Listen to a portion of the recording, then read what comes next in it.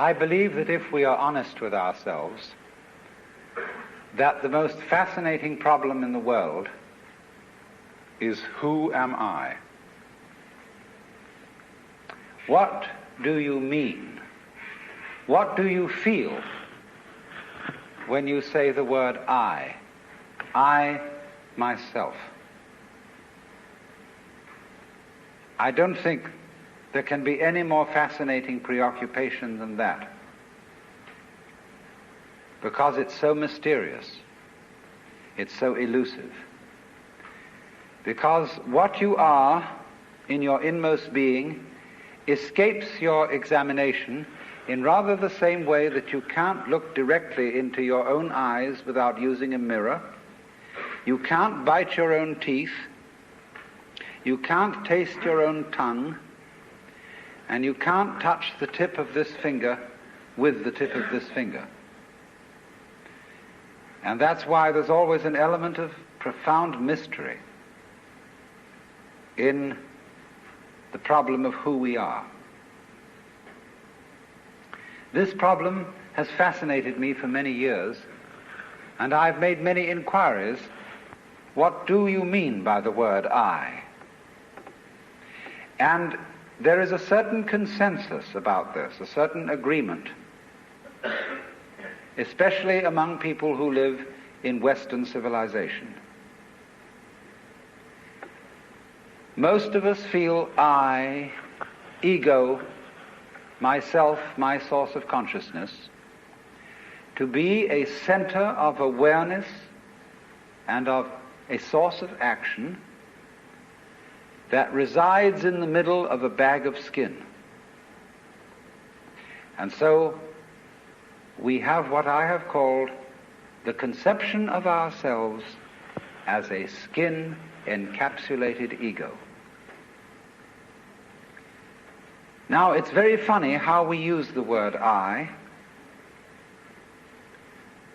If we just refer to common speech, we are not accustomed to say, I am a body. We rather say, I have a body. We don't say, I beat my heart, in the same way as we say, I walk, I think, I talk. We feel that our heart beats itself, and that has nothing very much to do with I. In other words, we don't regard I myself as identical with our whole physical organism. We regard it as something inside it. And most Western people locate their ego inside their heads. You are somewhere between your eyes and between your ears, and the rest of you dangles from that point of reference. It is not so in other cultures. When a Chinese or Japanese person wants to locate the center of himself, he points here, not here. Here to what Japanese call the kokoro, or the Chinese call shin, the heart, mind.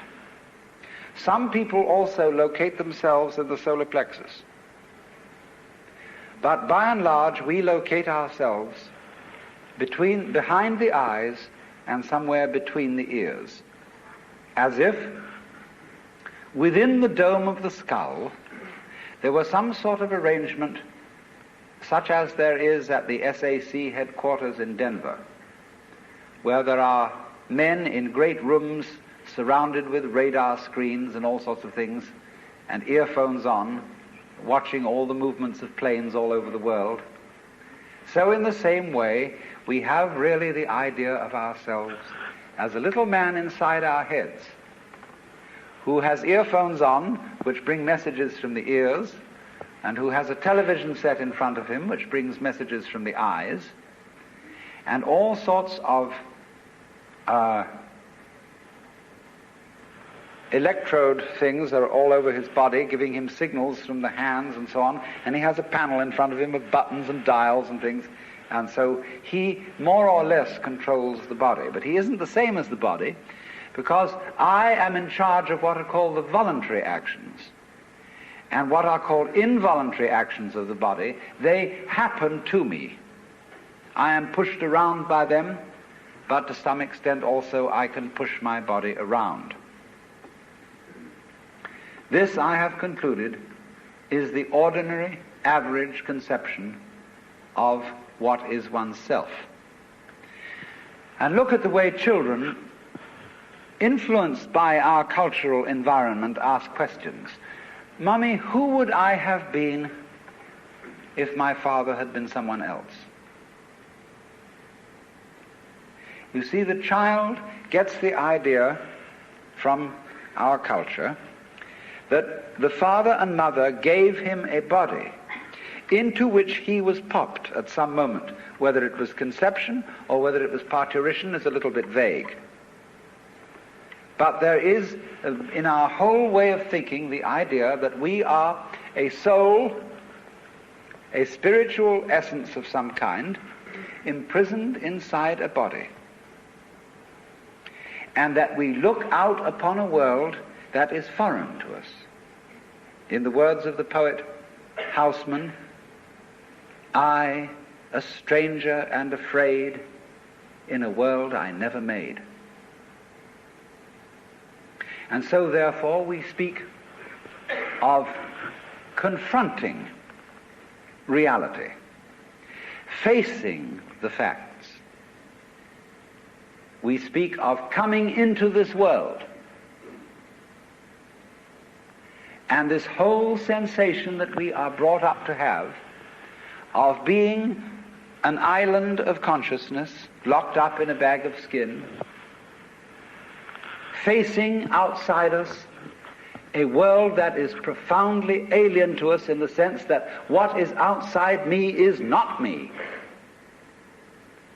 This sets up a fundamental sensation of hostility and estrangement between ourselves and the so-called external world. And therefore, we go on to talk about the conquest of nature, the conquest of space, and view ourselves in a kind of battle array towards the world outside us. I shall have much more to say about that in the second lecture. But in the first now, I want to examine the strange feeling of being an isolated self. Now, actually, it is absolutely absurd to say that we came into this world. We didn't. We came out of it. What do you think you are? Supposing this world is a tree. Are you leaves on its branches, or are you a bunch of birds that settled on a dead old tree from somewhere else? Surely, everything that we know about living organisms from the standpoint of the sciences shows us that we grow out of this world, that we, each one of us, are what you might call symptoms of the state of the universe as a whole. But you see, that is not part of our common sense. Western man has for many centuries been under the influence of two great myths. When I use the word myth, I don't necessarily mean falsehood. To me, the word myth signifies a great idea in terms of which man tries to make sense of the world. It may be an idea, it may be an image. Now, the two images which have most profoundly influenced Western man are, number one, the image of the world as an artifact, like a carpenter's table or a jar made by a potter. Indeed, in the book of Genesis, there comes the idea that man was originally a clay figurine made out of the earth by the Lord God, who then breathed into this clay figurine and gave it life.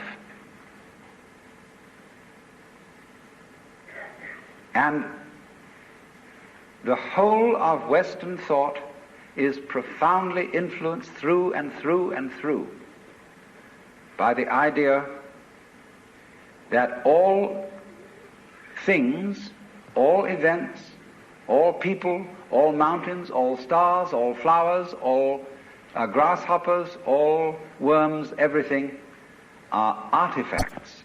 They have been made.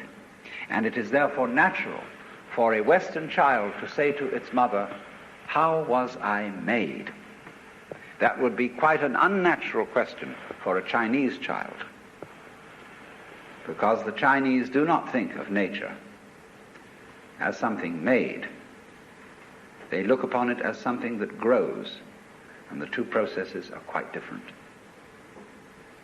When you make something, you put it together, you assemble parts, or you carve an image out of wood or stone, working from the outside to the inside. But when you watch something grow, it works in an entirely different way. It doesn't assemble parts. It expands from within and gradually complicates itself, expanding outwards, like a bud blossoming, like a seed turning into a plant. But behind our whole thought in the West is the idea that the world is an artifact, that it is put together by a celestial architect, carpenter, and artist, who therefore knows how it was done. When I was a little boy, and I asked many questions which my mother couldn't answer, she used to resort in desperation to saying, "My dear, there are some things that we are not meant to know." And I said, "Well, will we ever find out?" And she said, "Yes, when we die and we go to heaven, it will all be made clear." And I used to think that on wet afternoons in heaven, we would all sit around the throne of grace and say to the Lord God, "Now just why did you do it this way? And how did you manage it that?" And he would explain it and make it all very clear. All questions would be answered. Because as we have popularly, in popular theology, understood the Lord God, he is the mastermind who knows everything. And if you ask the Lord God exactly how high is Mount Whitney to the nearest millimeter, he would know exactly like that and would tell you. Any question. The Cosmic Encyclopedia Britannica.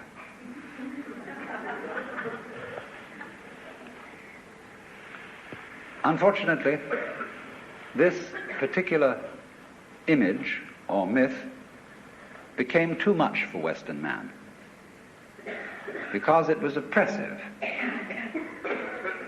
To feel that you are known through and through and watched all the time by an infinitely just judge.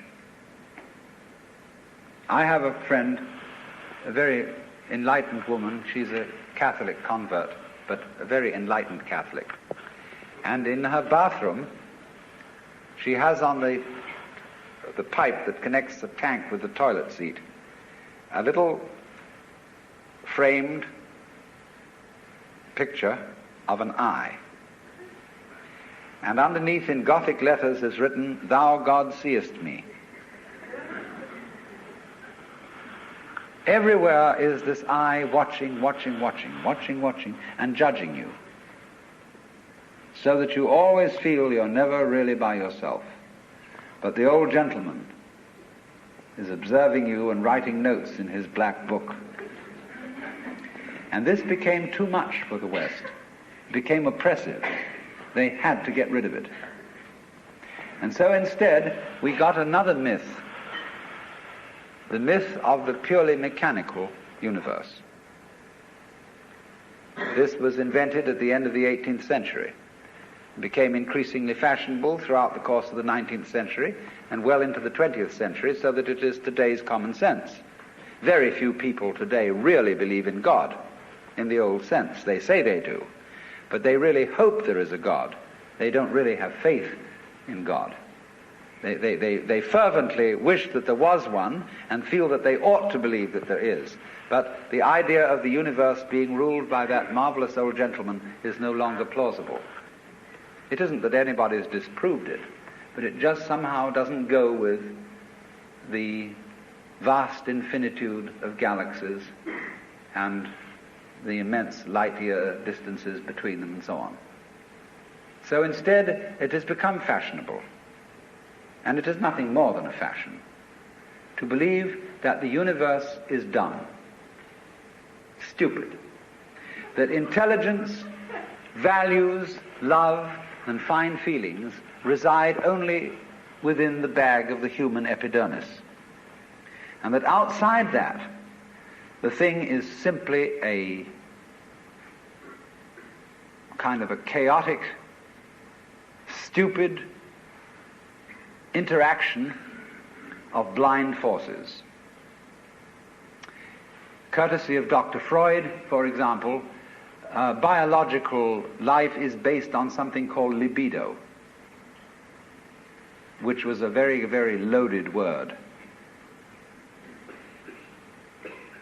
Blind, ruthless, uncomprehending lust. That's the foundation of the human unconscious. And similarly to thinkers like of the 19th century, like Ernst Haeckel, even Darwin, T.H. Huxley, and so on, there was this notion that at the root of being is an energy. And this energy is blind. This energy is just energy. And it's utterly and totally stupid. And our intelligence is an unfortunate accident. By some weird freak of evolution, we came to be these feeling and rational beings, more or less rational. And this is a ghastly mistake, because here we are in a universe that has nothing in common with us, that doesn't share our feelings, has no real interest in us. We're just a sort of cosmic fluke. And therefore, the only hope for mankind is to beat this irrational universe into submission and conquer it and master it. Now, all this is perfectly idiotic. If you would think that the idea of the universe as being the creation of a benevolent old gentleman, although he's not so benevolent, he takes a sort of, this hurts me more than it's going to hurt you sort of attitude to things. You can have that on the one hand, and if that becomes uncomfortable, you can exchange it for its opposite, the idea that the ultimate reality doesn't have any intelligence at all. At least that gets rid of the old bogey in the sky, in exchange for a picture of the world that is completely stupid. Now, these ideas don't make any sense, especially the last one, because you cannot get an intelligent organism, such as a human being, out of an unintelligent universe.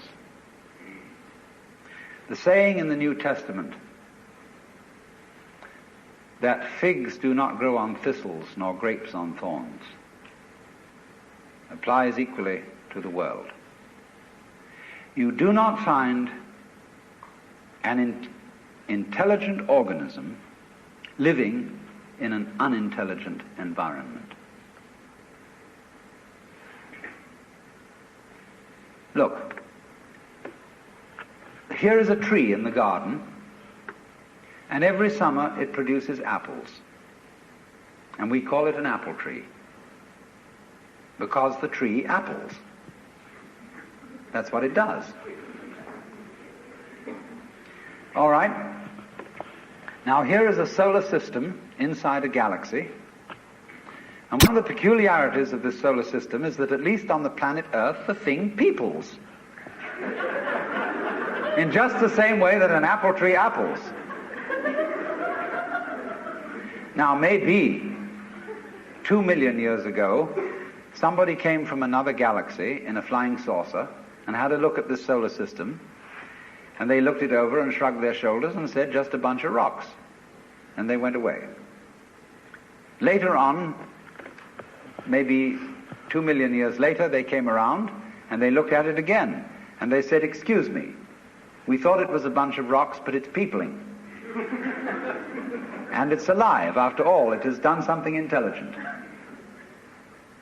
Because you see, we grow out of this world in exactly the same way that the apples grow on the apple tree. If evolution means anything, it means that. But you see, we curiously twist it. We say, well, first of all, in the beginning, there was nothing but gas and rock. And then intelligence happened to arise in it, you know, like a sort of fungus or slime on the top of the whole thing. But we're thinking in a way, you see, that disconnects the intelligence from the rocks. Where there are rocks, watch out. Watch out, because the rocks are going eventually to come alive. And they're going to have people crawling over them. It's only a matter of time. Just in the same way as the seed, the acorn, is eventually going to turn into the oak, because it has the potentiality of that within it. Rocks are not dead. You see, it depends on what kind of attitude you want to take to the world. If you want to put the world down, you say, oh, well, fundamentally it's only just a lot of geology. It's a stupidity. And it so happens that a kind of a freak comes up in it which we call consciousness. And that's an attitude that you take when you want to prove to people that you're a tough guy, that you're realistic, that you face facts, and that you don't indulge in wishful thinking. It's just a matter of role-playing. And you must be aware of these things. They are fashions in the intellectual world. On the other hand, if you feel warm-hearted towards the universe, you put it up instead of putting it down, and you say about rocks, they're really conscious, but a very primitive form of consciousness. Because after all, when I take even this crystal here, which is glass, and go, well, it makes a noise. And that response, that resonance, is an extremely primitive form of consciousness. Our consciousness is much more subtle than that. But when you hit a bell and it rings, you touch a crystal and it responds, inside itself, it has a very simple reaction. It goes jangle inside, whereas we go jangle with all sorts of colors and lights and intelligence, ideas and thoughts. It's more complicated. But both are equally conscious, but conscious in different degrees. That is a perfectly acceptable idea. It's just the opposite of the idea. See, all I'm saying is that minerals are a rudimentary form of consciousness, whereas the other people are saying that consciousness is a complicated form of minerals. You see? What they want to do is to say everything is kind of bleh. Whereas what I want to say is, hooray, life is a good show. Now then, as we study man or any other living organism and try and describe him accurately and scientifically, we find that our normal sensation of ourselves as isolated egos inside a bag of skin is a hallucination. It really is. It's absolutely nutty. Because when you describe human behavior, or the behavior of a mouse or a rat or a chicken or anything you want to describe, you find that as you try to describe its behavior accurately, you must also describe the behavior of its environment. Supposing I walk, and you want to describe the action of walking. You can't talk about my walking without also describing the floor. Because if you don't describe the floor and the space in which I am moving, all you will be describing is somebody swinging his legs in empty space. So as to describe my walking, you must describe the space in which you find me. You know, you couldn't see me unless you could also see my background, what stands behind me.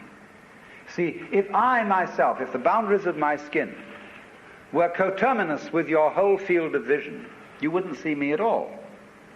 You would see my bright red vest instead. That's why I put it on this evening, to demonstrate this point. And that would be the thing that filled your field of vision, that was the thing standing there. You wouldn't see me, because in order to see me, you have to see not only what is inside the boundary of my skin, but you have to see what is outside it too. Now that's terribly important. Really, the fundamental, ultimate mystery, the only thing you need to know to understand the deepest metaphysical secrets, is this: that for every outside there is an inside, and for every inside there is an outside. And although they are different, they go together. There is, in other words, a secret conspiracy between all insides and all outsides, and the conspiracy is this: to look as different as possible, and yet underneath to be identical, because you don't find one without the other. Like Tweedledum and Tweedledee agreed to have a battle. Note that, agreed. So there is a secret. What is esoteric, what is profound, and what is deep is what we will call the implicit. What is obvious and on the open is what we will call the explicit. And I and my environment, you and your environment, are explicitly as different could be. But implicitly, you go together. And this is discovered by the scientist when he tries, as the whole art of science is to describe what happens exactly. And when he describes exactly what you do, he finds out that your behavior is not something that can be separated from the behavior of the world around you. He realizes then that you are something that the whole world is doing. Just as when the sea has waves on it, all right, the sea, the ocean is waving. And so each one of us is a waving of the whole cosmos, the entire works, all there is. And with each one of us, it's waving and saying, yoo-hoo, here I am. Only it does it differently each time, because variety is the spice of life. But you see, the funny thing is, we haven't been brought up to feel that way. Instead of feeling that we, each one of us, are something that the whole realm of being is doing, we feel that we are something that has come into the whole realm of being as a stranger. When we were born, we don't really know where we came from, because we don't remember. And we think when we die, that's just going to be that. Some people console themselves with the idea that they're going to heaven, or that they're going to be reincarnated, or they're going to Summerland or something, you know. People don't really believe that. But for most people it's plausible. The real thing that haunts them is that when they die, they're going to sleep and never going to wake up. They're going to be locked up in the safe deposit box of darkness forever. But that all depends, you see, upon a false notion of what is oneself. Now, the reason why we have this false notion of ourselves is, as far as I can understand it, that we have specialized in one particular kind of consciousness. Being very general and rough, we have two kinds of consciousness. One I will call the spotlight, and the other the floodlight. The spotlight is what we call conscious attention. And that is trained into us from childhood as the most valuable form of consciousness. When the teacher in class says, "Pay attention," everybody stares and looks fast at the teacher like that. That's spotlight consciousness. Fixing your mind on one thing at a time. Concentrate. And even though you may not be able to have a very long attention span, nevertheless you concentrate. You use your spotlight, one thing after another, one thing after another, flip, flip, flip, flip, flip, flip, flip, flip, like that. But we also have another kind of consciousness, which I'll call the floodlight. For example, you can drive your car for several miles with a friend sitting next to you, and your spotlight consciousness will be completely absorbed in talking to your friend. Nevertheless, your floodlight consciousness will manage the driving of the car, will notice all the stoplights, the other idiots on the road, and so on, and you'll get there safely, without even thinking about it. But our culture has taught us to specialize in spotlight consciousness and to identify ourselves with that form of consciousness alone. I am my spotlight consciousness. My conscious attention, that is my ego, that is me. And very largely we ignore the floodlight. Now the floodlight consciousness is working all the time. Every nerve end that we have is its instrument. You know, you can go out to luncheon or something and you sit next to Mrs. So-and-so, and you go home and your wife says to you, "Was Mrs. So-and-so there?" "Yes, I sat next to her." "Well, what was she wearing?" "Well, I haven't the faintest idea." You saw, but you didn't notice.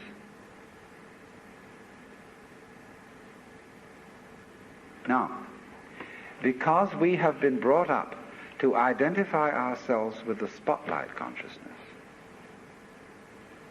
and the floodlight consciousness is undervalued, we have this sensation of ourselves as being just the spotlight, just the ego that looks and attends to this and that and the other. And so we ignore and are unaware of the vast, vast extent of our being. People who by various methods become fully aware of their floodlight consciousness have what is called a mystical experience, or a cosmic consciousness, or what the Buddhists call bodhi, awakening. The Hindus call moksha, liberation, because they discover that the real deep, deep self, that which you really are, fundamentally and forever, is the whole of being. All that there is, the works, that's you. Only that universal self that is you has the capacity to focus itself at ever so many different here and nows. So when you use the word I, this, as William James said, is really a word of position, like this or here. Just as a sun or star has many rays, so the whole cosmos expresses itself in you, in you, in you, in you, in you, with all the different variations. It plays games. It plays the John Doe game, the Mary Smith game. It plays the beetle game, the butterfly game, the bird game, the pigeon game, the fish game, the star game. Just like these are games that differ from each other, just like backgammon, whist, bridge, poker, pinochle, or like waltz, mazurka, minuet, and so on. It dances with infinite variety. But every single dance that it does, that is to say, you, is what the whole thing is doing. But you see, we forget it. We don't know. We've been brought up in a special way so that we are unaware of the connection, unaware that each one of us is the works, playing it this way for a while. And so we have been taught to dread death, as if that were the end of the show. It won't happen anymore. And therefore to be afraid of all the things that might bring about death, pain, sickness, suffering. And if you don't know, you see, if you're not really vividly aware of the fact that you are basically the works, you have no real joy in life. You're just a bundle of anxiety mixed up with guilt. Because you see, when we bring children into the world, we play awful games with them. Instead of saying, "How do you do? Welcome to the human race. Now, my dear, we are playing some very complicated games.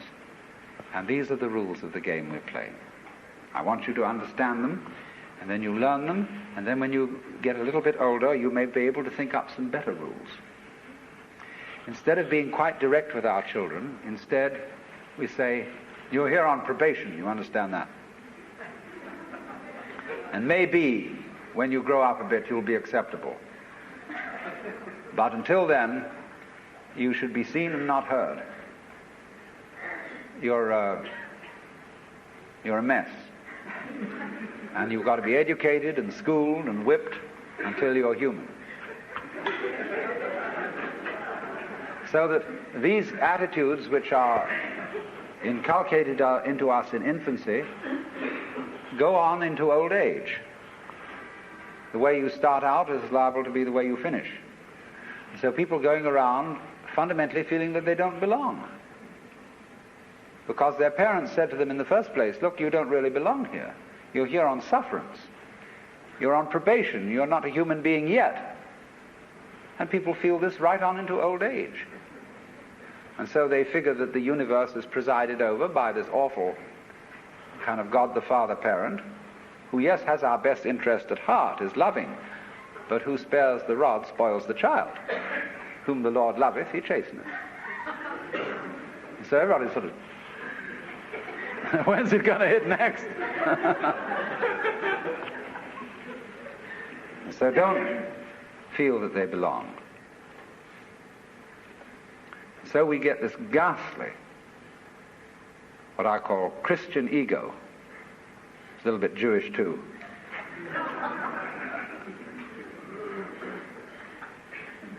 Who really feels that he's homeless, he's an orphan. Even the Christians say we are sons of God by adoption and grace. Not real sons, but by adoption and grace on sufferance.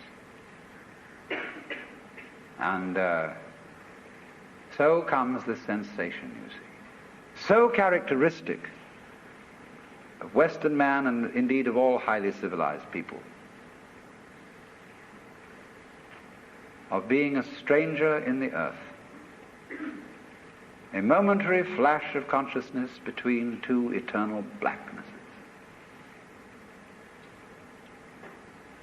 And therefore, in constant contentiousness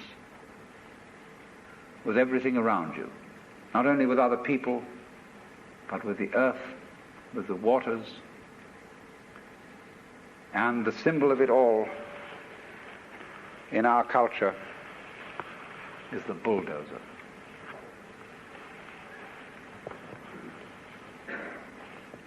Where I live, aboard a ferry boat, there is opposite us, across the water, or was opposite to us, some lovely hills.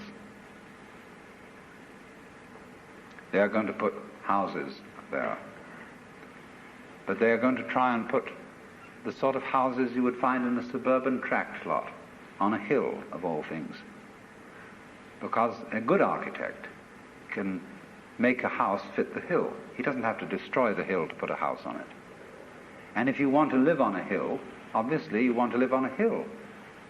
And you don't want to destroy the hill by virtue of living on it. But that's what they do, especially in California. Because Texas is kind of flat, and they don't have to do that kind of thing. But in California, where we've got lots of hills, they always scrape the tops off them till they're perfectly flat. Then they put houses on, and then they scrape them off in terraces all the way down. They upset the ecology of the hill, and eventually all the houses fall down. And so what? But by that time the payments have been made. But that's because the builder doesn't feel that the external world is his own body. It is. The external world is your own body extended. So he, instead of going up to the hill and saying, "Good afternoon, I very much want to live here, and I would like to know what kind of house you would like to have built on you." An intelligent architect always does that. Instead of that, he has a prejudice about what kind of a house is a house. And he has to make the hill submit to this prejudice. So he has to ruin the hill and get rid of it, pretty much, then put the house on it. He's absolutely out of his mind. And he's out of his mind because he doesn't realize that the external world is his body. When he realizes that, he'll get his mind back. His mind back. His mind back.